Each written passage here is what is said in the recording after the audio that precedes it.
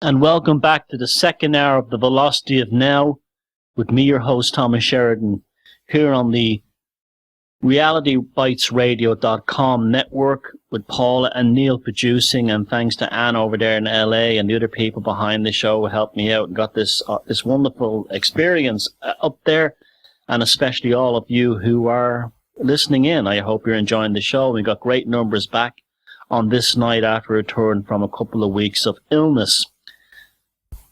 My website is thomassheridanarts.com, and you can find the videos for this at newsymbolsmedia.tv. And if you go to the website and buy a book or something, I'd really love it, because I want to give you a show that's unlike any other in this alternative media, that entertains, is a lot of fun, but it also makes you think a lot and think differently, because I'm not in any scene. I've turned down chances to join groups in recent times, and I'm just, people that were otherwise quite nice people, but I'm a pirate. I'm on my own with this stuff, and that's what I enjoy. So thank you for continuing to listen to the show. Now, the second hour of the show tonight, I want to devote to a very, very interesting story regarding a person that quite a lot of you have probably never heard of. When you think of the great record producers of the 1960s, people are inclined to think of George Martin of the Beatles, who himself was, trained at the BBC Radiophonic Workshop, Polyphonic Workshop, whatever it was called. And he was basically a scientist more than a record producer, and he took the Beatles from sounding basically like an English version of Little Richard and turning them into quite a unique sounding band that were unlike anything that had come before. And you had Phil Spector doing the same in the United States, developing things like double tracking and so on. But there was one guy that you probably have not heard of, and his name was Joe Meek.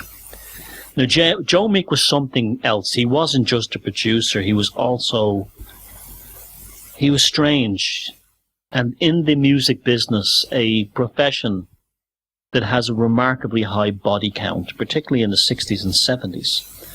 Joe Meek stood out not only because of his innovation. The man was a genius, but also his fascination with the occult and his bizarre murder-suicide at the end of his short career. If you look at photographs of Joe Meek, there's something not right about his eyes. He looks possessed. The man literally looks possessed. But the story is remarkable in itself. And I want to talk about this for the next hour. Again, this is one of these stories you do never hear talked about in the alternative media. That's why I'm here. Now, prior to becoming a record producer, Joe Meek was fascinated by the occult. He was also a devoted, almost fanatical Buddy Holly fan. He was a huge music fan, and he was also fascinated by the occult. And he used to do things like take tape recorders into cemeteries to try and get electronic voice prints phenomena recordings, and so on. And he was constantly trying to communicate with spirits. I've heard me talk about this on the show many times before. The early days of radio and also the beginning of technology very often seems to be accompanied by connecting with the spirits, ghosts, unknown forces on the other side, God particles. Every new technology seems to be driven by an almost occult fascination with using that technology to locate other entities and beings. Now, Joe Meek was, at the time of his absolute fanaticism for Buddy Holly's music, was introduced to both the tarot and the Ouija board by a guy called Joe Miller, who was a singer of an English band called the Barbecues. This became almost a passion that never left him, because the fact was that Joe Meek achieved phenomenal results, but he also discovered what I tell you about the Ouija board, is that it is a trickster. That voice, that Pazuzu on the other side, gives you some, whatever that voice is or wherever it originates from, gives you some truth, but also a lie to trip you up. When Buddy Holly was about to tour England for the first time, Joe Meek, Joe Miller from the Barbecues, and an Arab friend of theirs, a guy called Fowd, were having these spiritualist sessions where they were trying to get information from the other side. And there was a technique at the time. It's probably very similar to what Crowley and also Austin Osman Spare were doing, whereas you inflict pain to intensify the energy levels. And then from that, you get a message either through the Ouija board or it's written down quickly on a piece of paper. And during this particular session between Miller, Meek, and Fowd, they came with a message that said February 3rd, and then it said Buddy Holly, and then died. Now this sent Joe Meek into a state of absolute panic, because he was convinced that Buddy Holly would die. And indeed, Buddy Holly, on that tour of England, spoke in some interviews in magazines like the New Music Express and some other papers that he had some very strange experiences when he was in England. People were throwing stones at his hotel room window and trying to hand him notes saying that he would die on February the 3rd, 1958. And Meek was one of these people that tried to contact Buddy Holly and tell him this, that he got this message. As it turned out, Buddy Holly did not die on the 3rd of February, 1958. Buddy Holly died on the 3rd of February, 1959. And this is the story of Joe Meek. You've never really heard of Joe Meek. Well, that really isn't surprising. He wasn't the sort you'd pick out in a bunch of a half dozen people, and he lived in a tiny world of his own that most people knew nothing about. But for the few that did know about him, Joe Meek was a genius, making such an explosive contribution to the burgeoning world of British pop music in the 50s and 60s that the stars of the time, such as Tommy Steele, Al McCogan, and Billy Fury, and a host of others, held him in awe. He single-handedly invented the idea of the independent producer in pop music by selling the records he created to the major labels, and as such he created some of the best-known 60s records of British pop music. The last place Meek would have reckoned to find himself posthumously was inside the pages of this crime magazine. That's what I'm reading it from. It's an article written by a guy called John Sanders. For the uninitiated who may imagine that all a singer has to do is record a song for it to burst on the hit parade, it should be explained that it doesn't work like that at all. Between the singer and the backing and the customer who enjoyed the disc, there was a raft of backroom people. They were engineers, producers, sound recorders, balancers, mixers, and their talents could make or break a song. The creative input was individualistic, and for that they were highly prized. Their individualism was stamped on every disc just about as much as the individualism of the singer and the songwriter.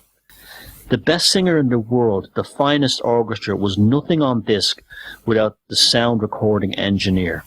What made Joe Meek in this esoteric world is that he left school in the west of England at 14, unable to read, write or spell, went to London, set up his own recording studio in a tiny flat over a leather shop at 304 Holloway Road, and did everything himself, building, setting up and improving the equipment as an engineer, producing this is with no formal training now, producing the discs, creating new sounds, balancing the music. He even wrote a number of songs. When a hopeful pop star arrived at his studio, sometimes with a manager hoping to get in on the act, Meek would size him up, listen to his voice, record it over and over again, create sounds around it, and provided, of course, that the singer could sing, turn him into a star. But doing that lot all by herself was bound to attract jealousy and hostility from the narrowly internalized pop industry. Meek had as many enemies as he had friends. Indeed, it has sometimes seemed that he deliberately set out to make foes. They honed on an irascible temper, and at the end of his life it caused him to commit a completely pointless murder. Others might say that he didn't do it at all. They reckon he had become so important to the pop music industry that he was a victim of a gangland murder, possibly the Cray twins, or even the Richardson gang, or by an unidentified blackmailer, or even by a black magic occult group. Meek, always known as Joe, was born Roger George Meek in Newent, a village on the edge of the Dean Forest, on April 1929. His mother already had a son and desperately wanted a daughter. When Joe arrived, she dressed him in girls' clothes, gave him dolls to play with, and kept his hair long. Now, this is very interesting, because in rural Ireland, and I'm wondering if the same thing happened here in Dorset, at the end of the New Forest, the Forest of Dean, was his mother doing the same? Because in the old Gaelic tradition, young boys were stolen by the fairies and taken off to the fairy world and replaced with changelings. These were fairies that were replaced for human children. So in order for this not to happen, particularly in the west of Ireland, young boys were dressed as girls and even given names like Mary or Marion. Wasn't John Wayne's middle name? He was a west of Ireland stock, also Marion. They were given middle names like Mary and Marion, which later became their middle name, in order to stop them from being abducted by the fairies and replaced with a changeling. So this is really interesting stuff we're getting into here. I would like to know a lot more about his mother's relationship with all this stuff. His protests overcame her aspirations when he was 4, but young Joe slipped into boyhood and his teenage years as a committed gay person at a time when homosexuality was not only illegal but also a taboo subject for discussion. He loved dressing up and giving concerts for his friends in the garden shed. A neighbour recalled that when he was putting on one of his shows for the children of the neighbourhood, he looked like a girl and used to prance around with a theatrical touch and a flowing skirt. He also developed a passion for sound engineering while still a young schoolboy, buying up bits of radios and putting them together. He later described it: "I used to go around old shops in Gloucester and old sale rooms and buy up lots of old gramophone records. When I was 13, I wanted a magnetic pickup, which I connected to the gramophone. Then I wanted to amplify this, and I made my first one-valve radio, and then, of course, my first one-valve amplifier." He's talking about a vacuum tube, and he says valve. Remember what I said about the vacuum tube and the valve? There's something alchemical about that particular piece of electronic equipment. Relatives and neighbours gasped in wonder at the new miracle of television when young Joe, an 11-year-old school failure, an 11-plus school failure, built his own television set when he was only 16, at a time when only a few hundred people in the country had television, and transmissions were limited to a few hours a day.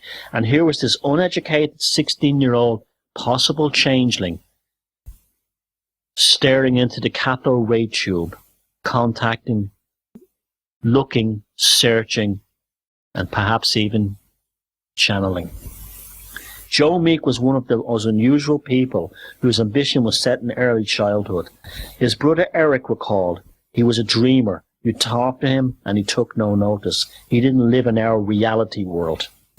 He lived for a little shed at the top of the garden, and as soon as we came back to the house, he never came inside. He went straight into the gardener's little shed, and that was his world." Meek taught himself to stick sounds on top of others, going from tape to tape 3 or more times, long before similar techniques, this is multi-tracking I'm talking about, existed in the sound engineering world. The reason he was fascinated by the work was that he was combining art, his favourite subject at school, with electronics, his favourite hobby at home. His business acumen, you see, he was basically a sound alchemist, and an intuitive, this is what you call an intuitive magician. His business acumen, though, was not so sharp. His independent recording studio, costing only £7, 10 shillings a week to rent, was scarcely immune from outside noise. It was, in fact, in a flat of one of London's busiest roads, part of the main route serving lorries, that's trucks, between the north and the London docks and markets.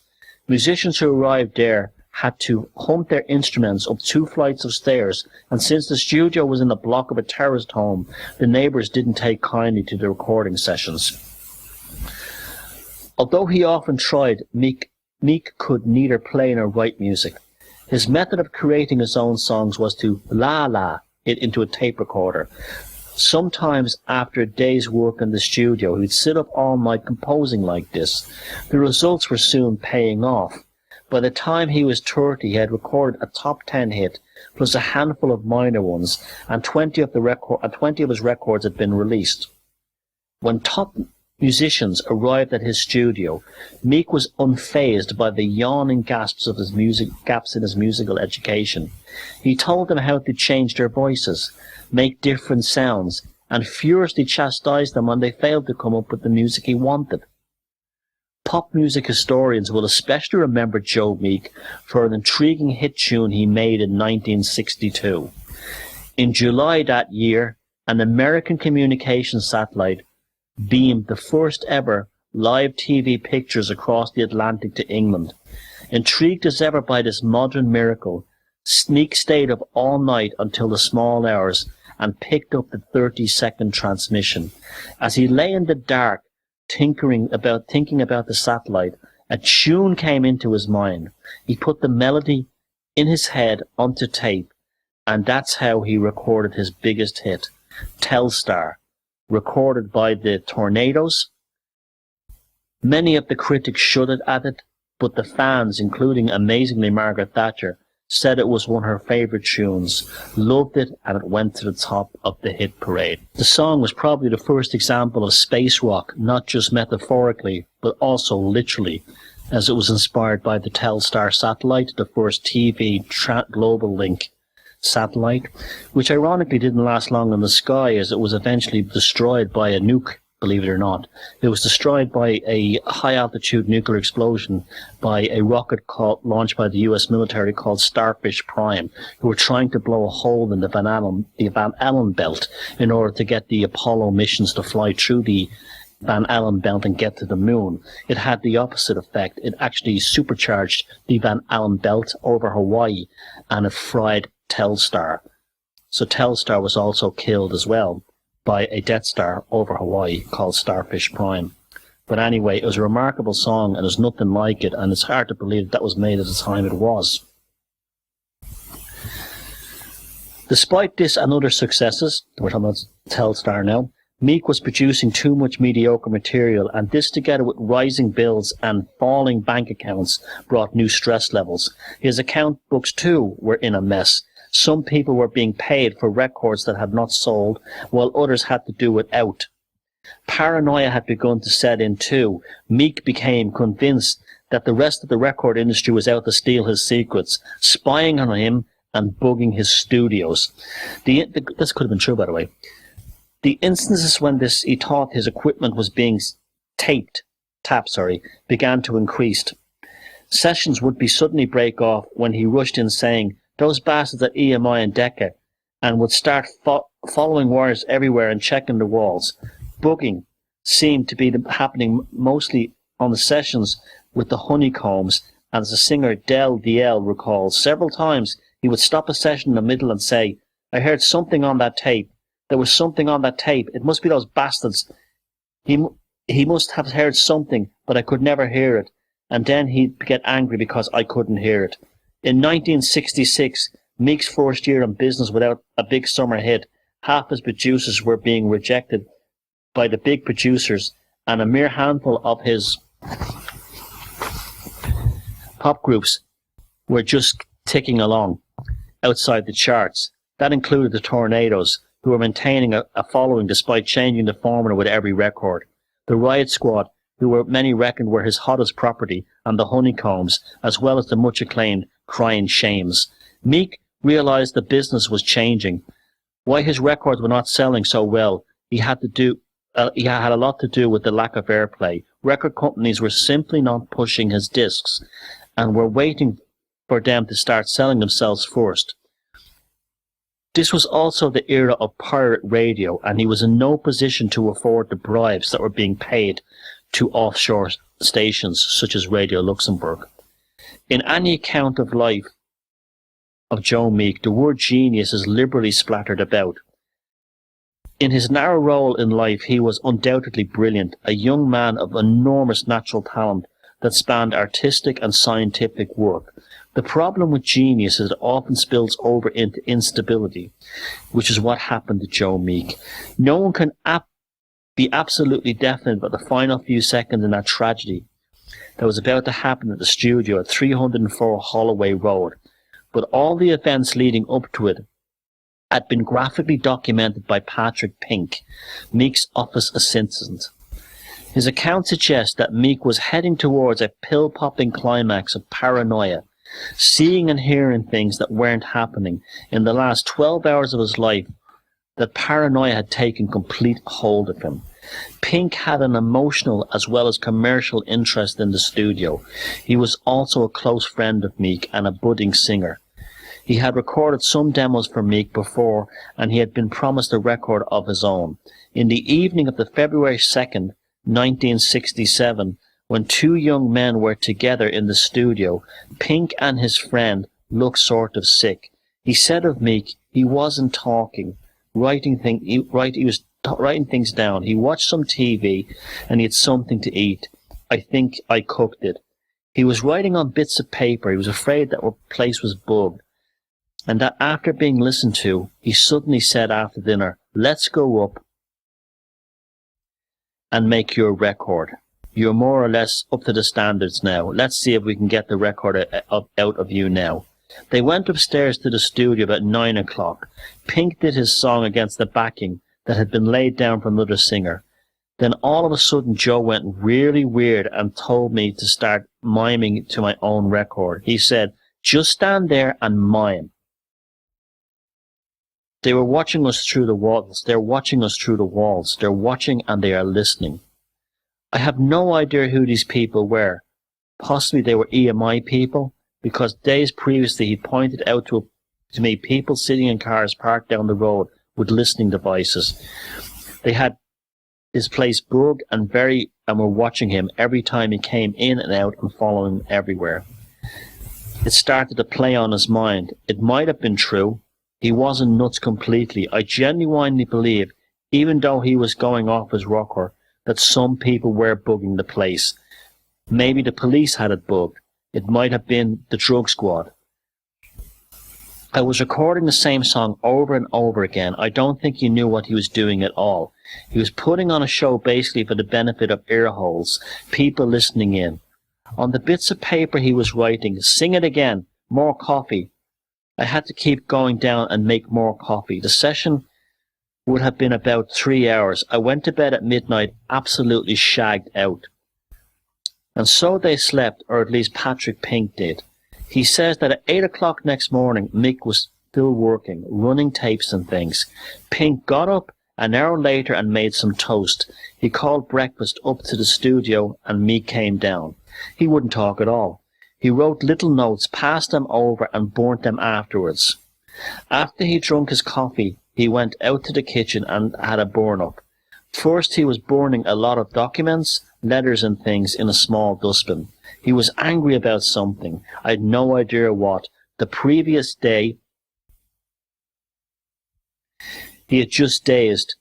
Now he'd changed. I think he'd lost his senses. I'm bloody sure he had. He wrote 2 or 3 messages. "They're not getting this. They're not getting these." He went mad and wrote, "They aren't effing getting these," and started to burn the paintings on the wall, with the one with the little black boys dancing naked around the fire. He put the painting on top of the 2-bar electric fire, which scorched it all up. I thought this was strange, but I didn't think it was coming to what would happen next. I thought at the time he was going out of his head, and I still and I was going to call Dr. Crisp to come and stop me. And he stopped me. After about half an hour, he disappeared upstairs to the studio for a little while. I thought, crikey, I'd be safer to stay down here. Joe came back down to the living room. I think it was about 9:45. Give me a little note saying, I'm sorry now, goodbye. I don't know what it meant. I laughed. I thought, where? The note got burnt and upstairs he went. I thought, well, everything's okay then, because he was upstairs playing tapes, my stuff from the night before. That went on from 10 to 15 minutes. Pink says that at the moment, a lad who had just left school arrived at the studio. His name was Michael, and Meek had given him a job stacking tapes for a few days. Pink went upstairs to tell Meek about the boy's arrival when Michael stayed at the door. I think Michael sensed there was something wrong straight away. On the landing, Pink called out to Meek and that Michael had arrived. Meek, who was in the control room next to the studio, required, tell him to F off, get rid of him. Pink had already started down the stairs when Meek came up to the top of the landing and looking down said, get Miss Shenton up here. Pink turned to Meek, waiting below, and said, Joe doesn't want you here today. Do us a favour, tell Mrs. Shenton to come up for me. Mrs. Violet Shenton, who lived on the ground floor of 304 Holloway Road with her husband Albert, was Meek's landlady. Theirs was an ambivalent relationship, according to some. Others said they were like a mother and son together. There had been some dispute invariably, and loud music from the studio about the arrears of rent. Mrs. Shenton appears to have been a kind-hearted soul who bore a fiery genius of pop stoically, and often with a laugh. When she arrived, she said to Pink, what's up now? He replied, I don't know. Joe wants you. Okay, I hope you guys can hear me okay. Apparently the sound is bad, but it sounds fine on this end, so I'm not sure. Maybe we're having the same gin that went after Joe Meek is coming after us tonight. Anyway, she asked what mood is he in today, and Pink replied, oh God, you don't know, he's in a terrible mood today. Mrs. Shenton said, don't worry, we'll sort him out, love. Where is he? Todd told him he was upstairs in the studio. She handed Pink the cigarette she was smoking, saying, hold this up for me a minute. I don't like the smoke up there. Pink heard her say, hello, Joe, how are you? Then he heard her say more urgently, calm down, Joe. He heard Meek shouting, where's the book? I want the book. Pink assumed at once he was referring to the rent book given by the previous problems about unpaid rent and the fact that the lease on the building was about to run out. Almost at once there was a bang, and it was an almighty bang. Pink turned to run upstairs and stopped by the body of Mrs. Shenton falling down the stairs. She fell right down to the bottom into my arms. I was shocked. I didn't know what had happened. I shouted, she's dead. I had no idea if she was dead. I just assumed it. I was just going to run upstairs when I heard the second bang, and I sort of looked out over and could see Joe lying on the floor with a gun beside him. There can't be much doubt about the sequence of events corroborated as much as possible by the other callers at the studio in the next few minutes. The first is Margaret Blackmore, the wife of Meek's friend, guitarist Richard Blackmore, Richard Blackmore of Deep Purple and Rainbow. Margaret had called at the studio earlier today. Meek had refused to let her in, but he had given her money and asked her to buy him a pint of milk. Returning to the studio with the milk, she found the door open. She walked past Mr. Shenton's body and saw Meek's body upstairs. There was presumably while Pink was summoning help because they didn't see each other.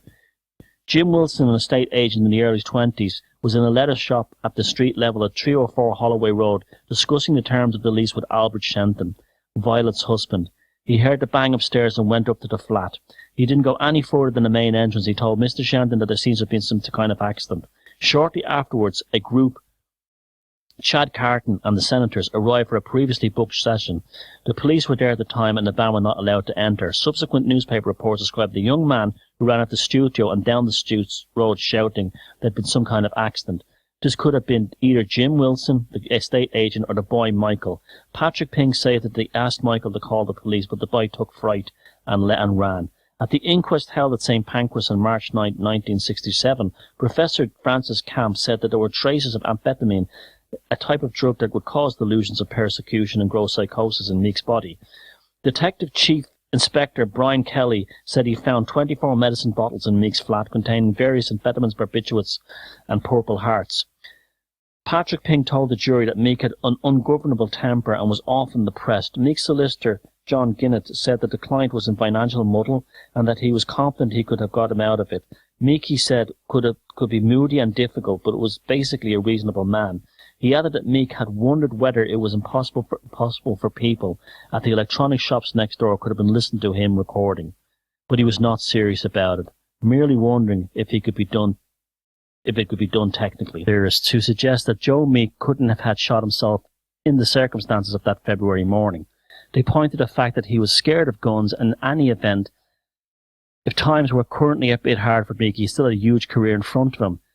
So they say a murderer could have slipped in from the street while the front door was open. The front door was curiously open that morning, which is rare in of itself. Or he or they could have entered through the roof skylight. Because the fingerprints of the gun were unlikely to be those of the murderer, it has been suggested that the second shotgun was involved, and that the shotgun was planted in the room to make it look like a suicide. But who was the invisible murderer and why? The Cray twins were believed to have been shown interest in the Tornadoes, a group Meek used for much of his work. The Blue Rondos, another group, played in a Cray-owned club. But if it wasn't the Crays, then their arch enemies, the Richardsons, it was rumoured might have tried to get the Crays through Meek. The trouble with these stories is that anyone knowing about the gangland scene in the 60s would have judged them improbable, because Joe Meek wasn't the normal prey of gangsters, and also the Crays and the Richardsons were mainly interested in movies. Apart from that, there isn't a shred of evidence to support any of these stories, just a rate of rumours wafting over the Thames between the Richardsons, South London territory and the Crays, North and East London, Ballywick. None of it really stands up. A blackmailer. The question arises because Meeks maintained throughout his life that he was being blackmailed because he was a homosexual, but no one has ever told who the blackmailer was or the blackmailers, and any blackmailer will doubtless tell you can't get blackmail cash out of a dead man. Still, at the time when a homosexual was treated by the law as if they were a rapist or a murderer, Meek at least set himself up as a candidate for the blackmail. In November 1963, he was arrested for importuning. The police claimed that he had smiled at an old man in a public lavatory, for which he was fined £15. After that, he talked openly to some of his friends about such liaisons, easing the pressures, and a few potential young pop stars had to deal with his quite predatory ways. All this would have been very much in the minds of some people, not at the least Meek, when on January 16, 1967, a ploughman at the Tatting Stone in Suffolk noted 2 suitcases lying in a hedgerow. Inside them were dismembered lives of 17-year-old Bernard Oliver, a warehouse worker from Muswell Hill, North London. Joe Meek may have known Oliver. Muswell Hill was close to Holloway Road, and Meek was known to have been concerned about the discovery of the dismembered body, which occurred just 3 weeks before he committed suicide. Police investigating the suitcase murder, as it came to be called, swooped on 4 London addresses. One of the biggest searchlights that turned out is the twilight world of homosexuals, intoned the Evening News. The newspaper went on to claim that police now knew what had happened during the 11 days that had been so far unaccountable in Oliver's life after he went missing. Meek knew that because the police record he might be interviewed, any probe into his private life at the time would have increased his misery, for he wasn't making ends meet too well, and he was becoming increasingly dependent on drugs. Although, in all probability, he had nothing to do with the suitcase murder, he didn't want that kind of publicity that the knock on the door would bring. The murderer, incidentally, was never found. Police now believe that he was a visiting seaman, and he had changed because of the transient nature and the lack of evidence. Then there's the black magic theory, as I spoke about at the beginning of this hour. Meek was intrigued by the occult and was said to indulge in the black art. He believed he was in touch with a dead pop star Buddy Holly, who was his idol, and he also believed he had become his mentor from the world beyond. Significantly, February the 3rd, the day Meek died, was the anniversary of Holly's death. Could he have gotten into a black coven and found it difficult to extricate himself? That's a suggestion put out there by at least one writer. Another suggestion is that it should be said, for which there is no evidence. Criminologists will rarely be presented with expositions as detailed and exact as Patrick Pink's account of the last 12 hours of Joe Meek's life. The only thing Pink didn't see were the shooting of Violet Shenton and the shooting of Meek, both of which were, so to speak, off camera for a few fleeting seconds. But it is surely unbelievable that the two deaths occurred any other way than has been suggested by Pink's narrative. His mind increasingly distressed, Meek, who was just 37, killed Violet Shenton without perhaps even realizing what he was doing, then turned the gun on himself, a drama, a murder, a suicide, but above all a tragedy, for Joe Meek was a rarity among humans, one who single-handedly changed the direction of the whole music industry. And that was the story of the producer, magician, even shaman, some might say, but also crazy guy. We'll never know the truth. Joe Meek, one of the greatest innovators in the history of pop music, and his strange demise. It's definitely a story that leads a lot more looking at, particularly the aspects of his involvement with the occult. I'd also like to know if, at the time, this is 1967, did he ever come into contact with Jimmy Savile? This would be something I would, if anyone has any information about this, it was around at that period, to tell me about, because I think it's something I would like to know, and I think it might be useful. I'm going to cut the show early tonight because the sound is so poor, so I'm sorry about this, but I should have a very good quality recording and the podcast, hopefully, that I'll start beginning uploading tonight. Thanks very much for listening, and I'll see you all again next week. This is me, Thomas Sheridan, on the Velocity of Now, saying good night and feck 'em if they can't take a joke.